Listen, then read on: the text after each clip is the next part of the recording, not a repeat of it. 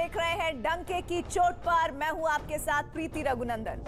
दिल्ली से यूपी तक आतंकियों दाऊद और उसके भाई के साथ साथ आईएसआई के टेरर मॉड्यूल पर बहुत बड़ा पर्दाफाश। अफगानिस्तान में झूलती लाशों पर गोली बरसाते तालिबानी हैवान। तालिबान का जन्नत और जल्लाद वाला तहखाना।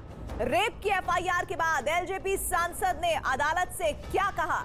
शिवराज में श्री राम पर क्यों मची है महाभारत? क्या अलीगढ़ में राजा महेंद्र प्रताप के नाम पर यूनिवर्सिटी से राजी होंगे जाट? ये सभी बड़ी खबरें दिखाएंगे डंके की चोट पर।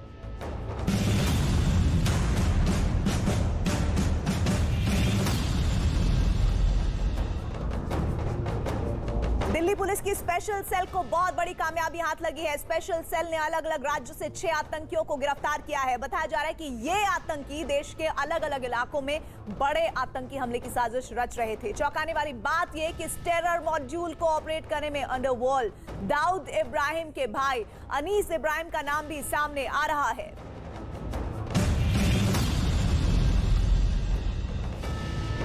दिल्ली पुलिस की स्पेशल सेल ने एक ऐसे टेरर मॉड्यूल का भांडाफोड़ किया है जो न सिर्फ देश में सिलसिलेवार धमाके करना चाहता था, बल्कि देश के कई बड़े और प्रतिष्ठित लोग भी इन आतंकियों के निशाने पर थे।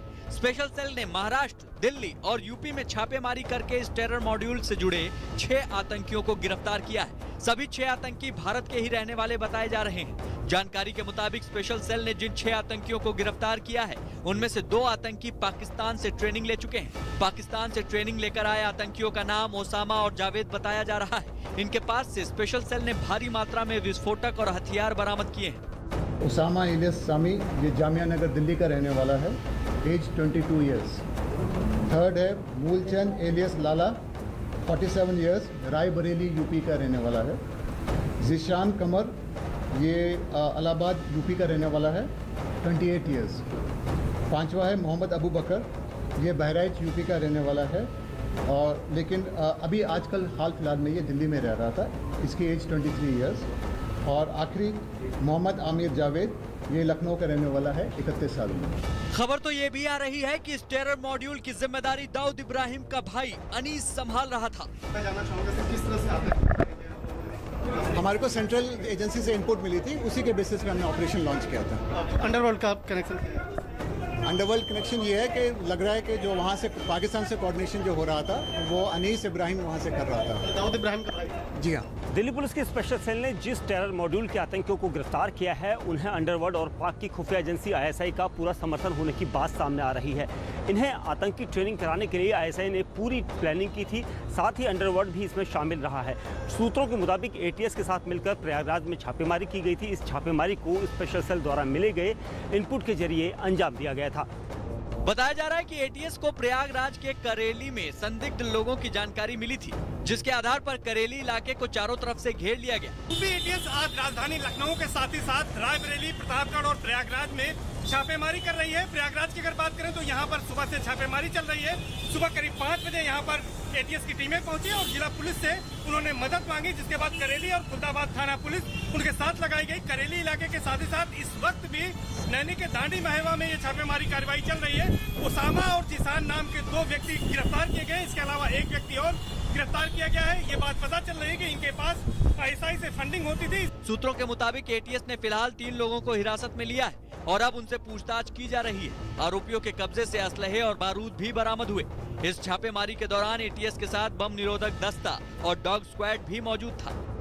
यूपी एटीएस के द्वारा एक महत्वपूर्ण सफलता हासिल करते हुए आईएसआई स्पॉन्सर्ड मॉड्यूल को ध्वस्त किया गया है तथा 3 लोगों को हिरासत में लिया गया है। ये सफलता उस समय हासिल हुई जब 4 जनपदों में एक साथ रेड की गई। ये जनपद लखनऊ, रायबरेली, प्रतापगढ़ तथा प्रयागराज हैं।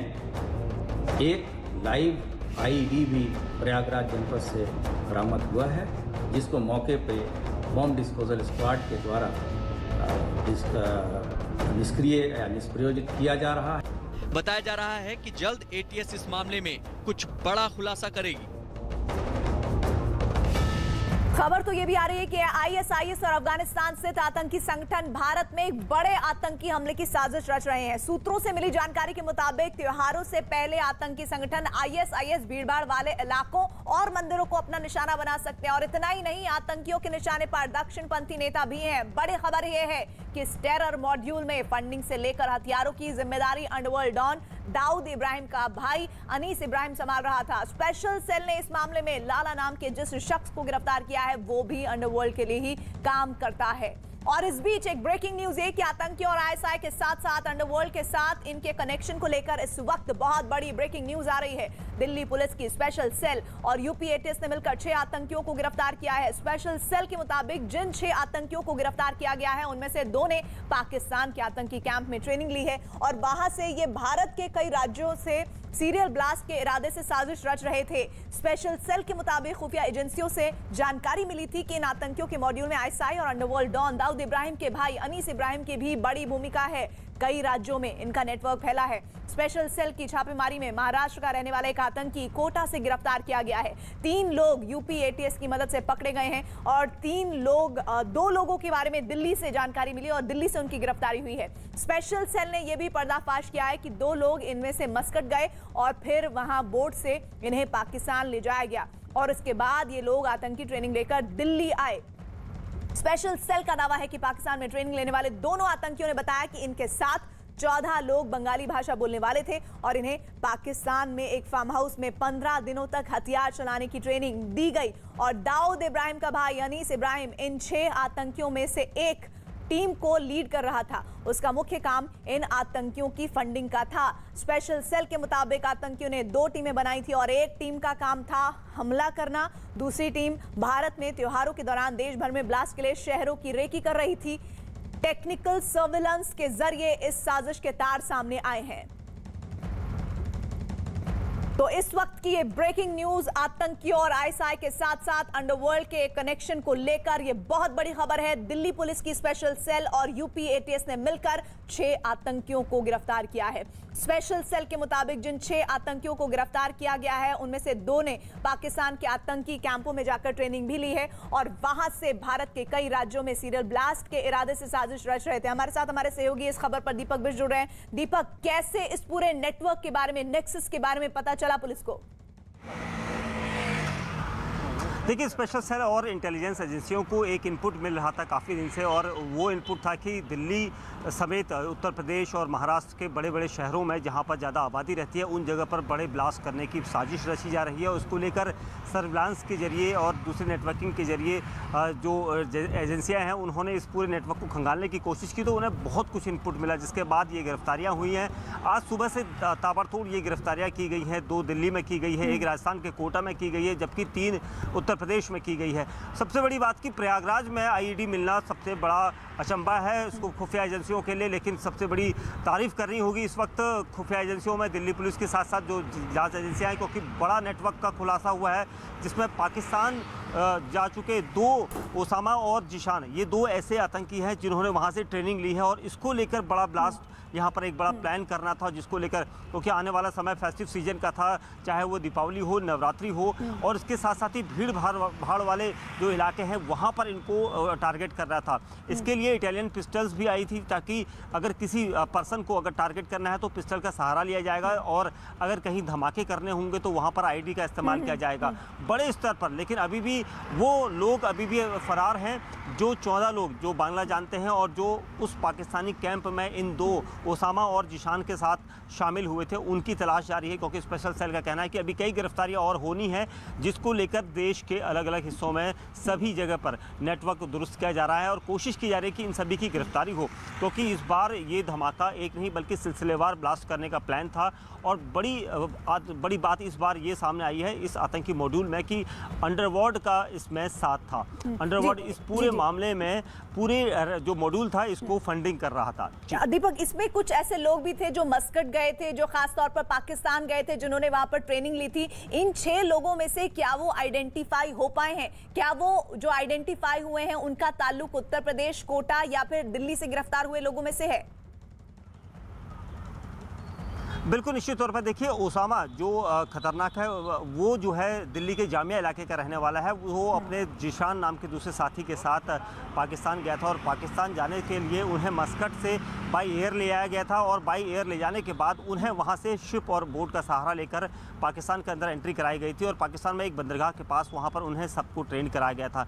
और ये बड़ी प्लानिंग थी क्योंकि उत्तर प्रदेश, महाराष्ट्र और दिल्ली समेत दूसरे बड़े राज्यों में जहाँ पर भीड़ भाड़ वाले इलाके थे वहाँ पर ट्रेन करने के लिए इन्हें हथियारों की ट्रेनिंग दी गई थी बाकायदा, और आईडी ब्लास्ट कैसे करना है, कैसे एक्सप्लोसिव को तैयार करना है, ये सारी ट्रेनिंग वहाँ पर दी गई थी। जिसके बाद इन्हें इंडिया आना था और इंडिया में आने के बाद इन लोगों को अलग अलग स्लीपर सेल, जो अंडरवर्ल्ड के स्लीपर सेल थे, उनका इस्तेमाल करके इन्हें अलग अलग जगह बताई जानी थी।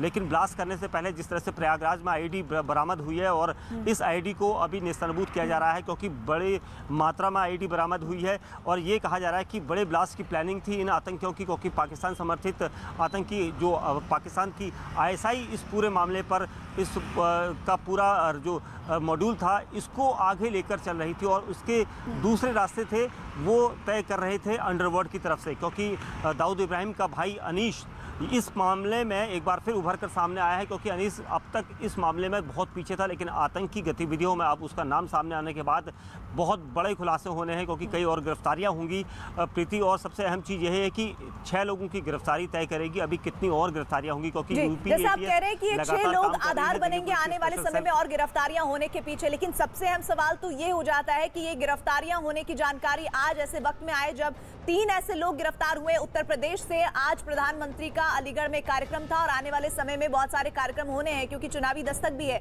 ऐसे में ये गिरफ्तारियां इस मौजूदा वक्त में कितनी अहम हो जाती हैं, और जो 3 लोग उत्तर प्रदेश से गिरफ्तार हुए हैं उनका प्रोफाइल, बैकग्राउंड क्या है? देखिए, सभी तीनों जो उत्तर प्रदेश से गिरफ्तार हुए हैं उत्तर प्रदेश के रहने वाले हैं, ज़्यादा पढ़े लिखे नहीं हैं। लेकिन सबसे अहम चीज़ ये है प्रीति कि ये लोग यहाँ से रेडिकलाइज किया गया था इन सभी को, ऐसा दिल्ली पुलिस का कहना है। उसके बाद ये लोग कितने नेटवर्क से वहाँ तक पहुँचे, क्योंकि इन 6 लड़कों में सिर्फ 2 को ही ट्रेन करने के लिए वहाँ पर बुलाया गया था। यानी पाकिस्तान में जिन लोगों को ट्रेनिंग दी जानी थी उनमें जिशान और ओसामा जामिया इलाके का रहने वाला है, जबकि जिशान यूपी का रहने वाला है। और इन लोगों की गिरफ्तारी के बाद सबसे अहम चीज़ यही थी कि इन दोनों का नाम वहाँ पर सेलेक्टेड लोगों में था और उनके साथ इन्होंने दिल्ली पुलिस की स्पेशल सेल और जांच एजेंसियों को ये भी बताया है कि उनके पास पाकिस्तान में 14 ऐसे लोग भी थे जो बांग्ला जानते थे और उन लोगों को भी सेम इसी तरह की हथियार और बम बनाने की और ब्लास्ट करने की ट्रेनिंग दी जा रही थी। दीपक, आप मेरे साथ बने रहिएगा। 2 तस्वीरें मैं आपको दिखाना चाहती हूँ। आतंकियों और अंडरवर्ल्ड के इस कनेक्शन से जुड़ी हुई ये जबरदस्त बड़ी गिरफ्तारियां हुई हैं और आने वाले समय में इन्हीं के आधार पर और गिरफ्तारियां भी मुमकिन होंगी। यूपी से 3 आतंकियों को गिरफ्तार किया गया है, कोटा से 1 आतंकी को गिरफ्तार किया गया, 2 आतंकियों को गिरफ्तार किया गया है। दिल्ली से दाऊद इब्राहिम के भाई अनीस ने फंडिंग की है इस पूरे आतंकी गतिविधि को अंजाम देने के लिए। आईएसआई की ट्रेनिंग कैंप में भी इनमें से आतंकी गए थे और ये पूरी प्लानिंग के साथ साथ उन्हें बम बनाने की ट्रेनिंग दी गई, हथियार चलाने की ट्रेनिंग दी गई। और जिन 3 लोगों का उत्तर प्रदेश से जिक्र हो रहा है, जिनकी गिरफ्तारी हुई है, जिनकी तस्वीरें भी लगातार हम आपको दिखा रहे हैं, उनके बारे में जानकारी मिल रही है कि बहुत ही गरीब तबके से, कम पढ़े लिखे वाले परिवार, जिनका ब्रेन वॉश किया गया और फिर इन आतंकी गतिविधियों में इनको शामिल किया गया, इनकी हिस्सेदारी बनाई गई है। 2 तस्वीरें इस वक्त आप दिखा रहे हैं आपको। दाऊद इब्राहिम के भाई अनीस के फंडिंग करने की जानकारी इस पूरे आतंकी साजिश के तहत सामने आ रही है। आतंकी कैंप में ट्रेनिंग दी गई है। आनंद तिवारी हमारे साथ, हमारे सहयोगी जुड़ रहे हैं। आनंद, अंडरवर्ल्ड की भागीदारी इस आतंकी साजिश में किस तरह से और ज्यादा पुख्ता हो रही है? जी देखिए, जिस तरह से स्पेशल सेल ने खुलासा किया है कि जो 6 आतंकवादियों को गिरफ्तार किया गया है उन्हें सीधे तौर पर पाकिस्तान आईएसआई की संरक्षण में उन्हें ट्रेन किया गया था। स्लीपर सेल के तौर पर हिंदुस्तान में अलग अलग जगह पर धमाके करने के लिए उन्हें टारगेट दिए गए थे और जिसमें 2 जो आतंकवादी हैं, ओसामा और जिशान, जो जामिया और प्रयागराज के रहने वाले हैं, ये बाकायदा मस्कट के रास्ते पाकिस्तान गए। वहां पर एक फार्म हाउस में इन्हें 15 दिनों तक ट्रेनिंग दी गई और इनके साथ बंगला बोलने वाले 14 से 15 और लड़के भी वहां पर शामिल थे। और इस पूरी ट्रेनिंग की जिम्मेदारी जो है वो आईएसआई ने दाऊद इब्राहिम के भाई अनीस इब्राहिम को सौंपी थी, जिसे ये टारगेट दिया गया था कि वो आर्म्स एम्यूनिशन इकट्ठा करे, फंडिंग करे और जो विस्फोटक है उसे भारत में भिजवाया गया। यानी कि 1993 ब्लास्ट के बाद ये पहला मौका था जब एक बार फिर से दाऊद इब्राहिम ने भारत में एक बड़ी आतंकी वारदात को अंजाम देने के लिए पूरा ताना बाना बुना और जिसका पूरा जो एक तरीके से संरक्षण था वो पाकिस्तान आईएसआई के कंट्रोल में था। ये वो ट्रेंड और रेडिकलाइज्ड टेररिस्ट थे जो भारत के ही रहने वाले हैं और इन्हें पैसे और दूसरे लालच देकर बरगलाया गया, और जिसमें 2 आतंकवादियों को बाकायदा मस्कट से पाकिस्तान ले जाया गया।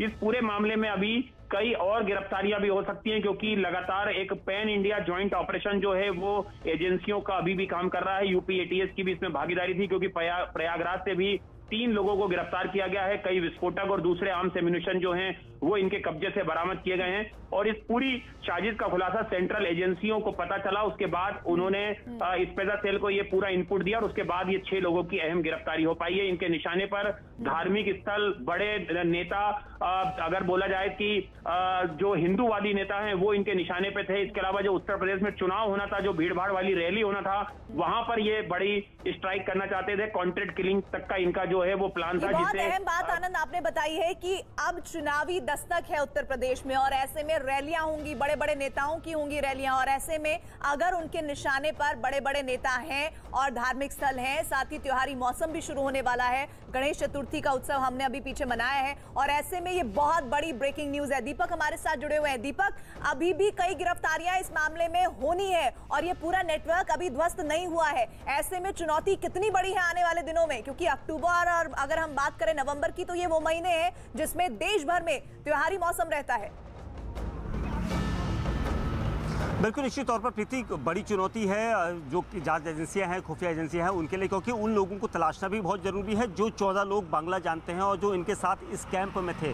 पाकिस्तान से ये 2 लोग इंडिया में आए और यहाँ से ये इन लोगों की मुलाकात इन बचे हुए 4 लोगों के साथ हुई, लेकिन जो खुफिया एजेंसी है वो इन 4 और 6 लोगों से कुल मिलाकर वो पूछताछ करना चाहती है कि कौन कौन से ये टारगेट कर चुके हैं, कहाँ कहाँ पर इनका प्लान था, किस तरह से इन्होंने पूरी रेकी की है, ये सभी इलाकों में गए हैं और इन लोगों से ये पूछताछ करनी जरूरी है। साथ ही इनके साथ जितने दूसरा टेरर ग्रुप जो इन लोगों ने मॉड्यूल तैयार किया है, ये कहाँ कहाँ पर जाएगा, किस तरह से इन्होंने प्लानिंग की है बम धमाकों की, क्योंकि आने वाला समय अक्टूबर से लगातार ये मानकर चलिए कि धार्मिक जो है उत्सव शुरू हो जाएंगे और इसको लेकर ये खासा टारगेट कर रहे थे। साथ ही यूपी चुनाव को लेकर भी एक बड़ी साजिश सामने आ सकती है, लेकिन उसका खुलासा अभी तक स्पेशल सेल नहीं कर रही है। लेकिन कहीं ना कहीं ये तार जो है आपस में जुड़े हो सकते हैं और इसको लेकर अब ओसामा जो पाकिस्तान गया था, उसका जो इलाहाबाद का साथी जीशान है, इन दोनों से पूछताछ बहुत अहम है, क्योंकि ये दोनों पाकिस्तान गए थे, वहाँ किस तरह की ट्रेनिंग मिली है और किन किन जगह पर हिंदुस्तान में टारगेट करना है, ये सब इन दोनों को बखूबी पता है और इसको लेकर खुफिया एजेंसियां और जांच एजेंसियां जो है इन दोनों को टारगेट करके पूछताछ करेगी। सर्वेश दुबे भी हमारे साथ प्रयागराज से हमारे रिपोर्टर जुड़ गए हैं। सर्वेश, ये बहुत बड़ी खबर जिसमें ये कहा जा रहा है कि उत्तर प्रदेश को खास तौर पर टारगेट करने का इरादा था और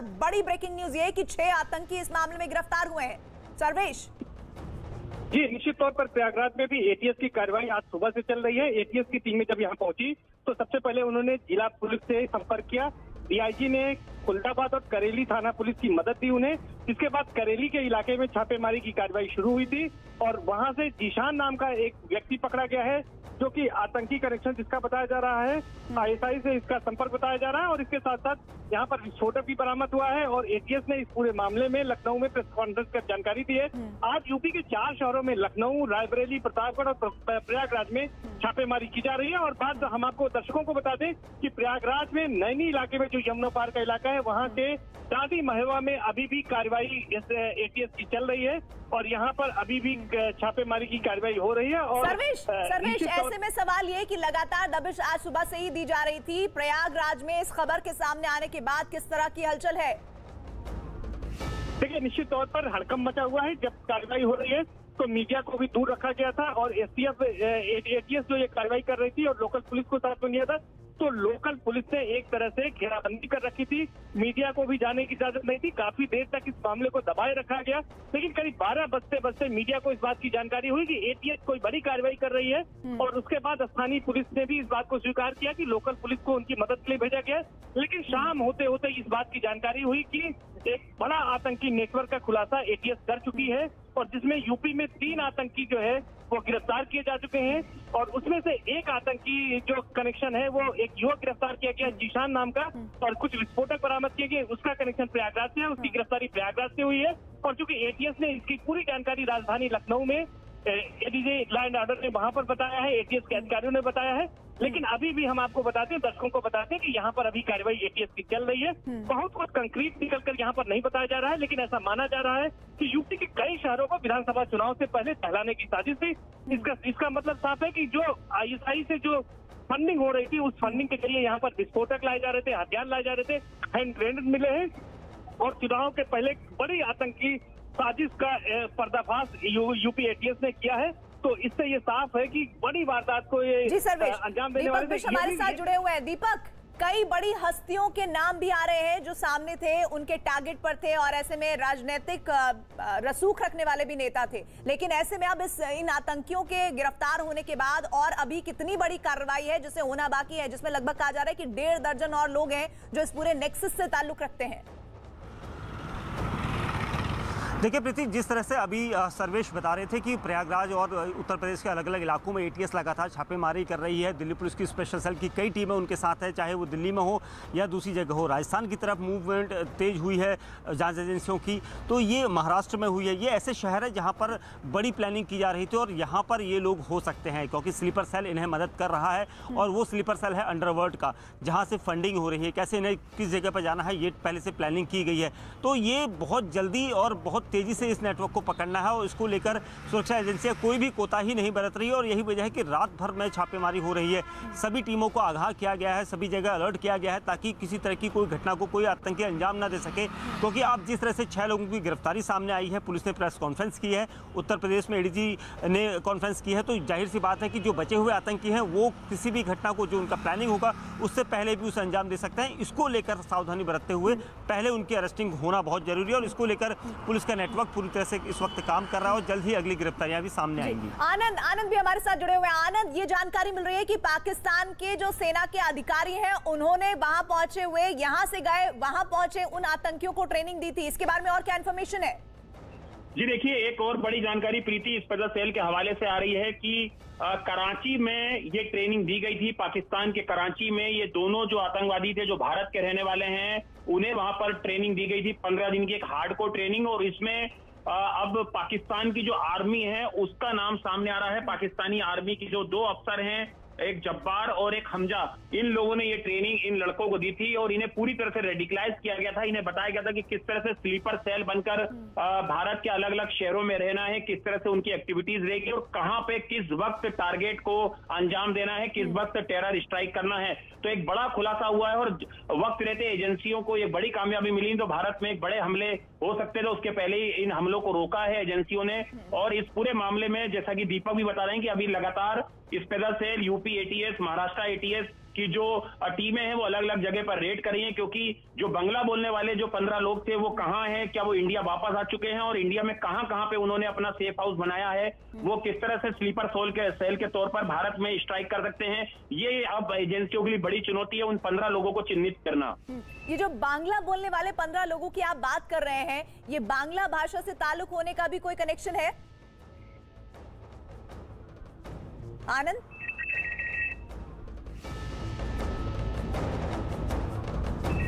चलिए मैं आनंद के पास दोबारा रुक करूंगी और आनंद का रुक करके और जानकारी आपके पास पहुंचाएंगे। लेकिन सबसे बड़ी इस वक्त खबर ये आ रही है कि 6 आतंकियों को गिरफ्तार किया गया है।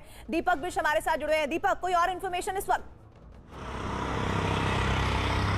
देखिए, अभी भी लगातार टीमें जो है छापेमारी कर रही है और क्योंकि सबसे अहम चीज़ है अभी दिल्ली पुलिस की स्पेशल सेल के पास वो 2 लोग हैं जो पाकिस्तान में ट्रेनिंग करके आए थे, जिसमें जिशान और ओसामा है। इन दोनों को अभी भी लगातार लोधी रोड स्पेशल सेल के दफ्तर में पूछताछ के लिए रखा गया है और इनसे अलग तरीके से पूछताछ की जा रही है क्योंकि इनके पास वो सारी जानकारियाँ हैं जो पाकिस्तान में बैठे जो अधिकारियों ने, चाहे फिर वो आतंकी मॉड्यूल के नेता हैं, आका हैं, उन लोगों के द्वारा दी गई थी कि किस तरह से भारत में उन्हें हमला करना है। हो सकता है कि इनके जरिए कहीं और दूसरा नेटवर्क तैयार किया जा रहा हो, तो ये सारी जानकारियां जुटाना बहुत जरूरी है। सबसे अहम चीज़ है अभी उन बड़े स्थलों की ओर इनका टारगेट, जो इन्होंने धमाके कर रहे थे, जो इनका प्लान था कि सिलसिलेवार धमाके होंगे, तो ये बड़े शहर हैं, इनमें इनका टारगेट था। तो कुल मिला के ये सारी चीज़ें अभी जाँच में, अभी भी एटीएस की छापेमारी चल रही है, उन शहरों से चल रही है जहाँ से ये 6 आतंकी गिरफ्तार हुए हैं और लगातार दबिश दी जा रही है कि वो और 1.5 दर्जन के करीब लोग कौन हैं जिनका ताल्लुक बांग्ला भाषा से है, उन्हें किस तरह से ट्रेनिंग दी गई है, वो एक स्लीपर सेल की तरह, एक नेटवर्क की तरह काम कर रहे हैं। उनकी मंशा, मकसद साफ, अंडरवर्ल्ड का कनेक्शन इस पूरे आतंकी साजिश में सामने आ रहा है, जिसमें दाऊद इब्राहिम के भाई अनीस का नाम आ रहा है, जिसने पूरी फंडिंग इस आतंकी साजिश के लिए की है। और इसी के साथ ही एक ब्रेक के लिए हम यहां पर रुकेंगे और ब्रेक के बाद आपको दिखा